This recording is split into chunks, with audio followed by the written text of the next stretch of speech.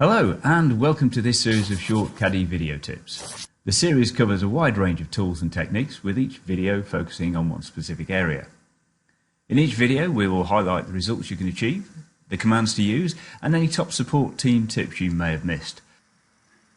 In the example we see here we have a simple two-car garage with doors at the sides, and within the walls we have some additional thickness to the front and rear walls and piers introduced.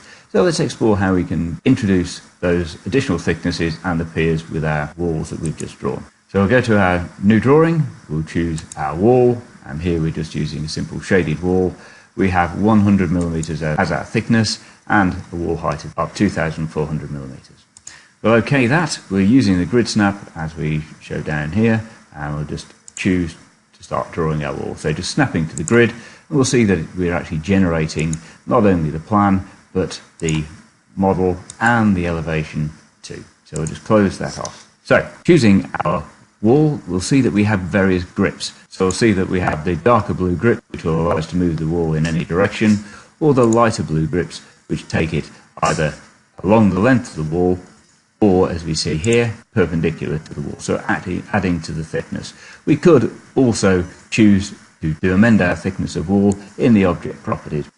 In order to add the piers, we'll select our wall, and then from the right-click context sensitive menu, we'll just choose from the wall tools, break wall. Now the wall is drawn from bottom to top, and we're going to be breaking the wall. So if we choose a point here, so this is a separate section of wall, we can then choose to break that wall again, which will then allow us to use the grips on the wall as we did before, simply to increase the width of that wall. We can do likewise with the wall on the right. This time the wall is drawn from top to bottom because we drew it clockwise. So we'll start here and then go above it, so in the same wall, and there we have again our wall here. That's how we can add wall thickness very, very quickly and simply using the Caddie AEC wall tool.